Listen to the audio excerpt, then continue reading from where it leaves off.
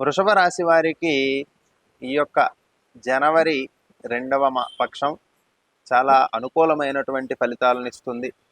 నూతన గృహ, నూతన వస్త్ర సంబంధమైనటువంటి విషయాలు, నూతన వ్యక్తులతో పరిచయాలు, అలాగే ఆరోగ్యం కూడా సక్రమంగా ఉంటుంది. కానీ చిన్నపాటి చికాకులు వస్తూ ఉంటాయి.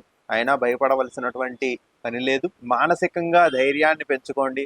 కుటుంబ వాతావరణం కూడా ఉన్నతంగా ఉంటుంది. కుటుంబంలో వచ్చేటటువంటి సమస్యలు తొలగి కుటుంబ సభ్యుల ద్వారా మానసిక ప్రశాంతత కలుగుతూ ఉంటుంది. తోటి ఉద్యోగులతో కానీ మీ యొక్క స్నేహితులతో కానీ లాభదాయకమైనటువంటి పరిస్థితులు ఏర్పడతాయి. కాబట్టి వృషభ రాశి వారు ఇది ఆనందించదగ్గ సమయము.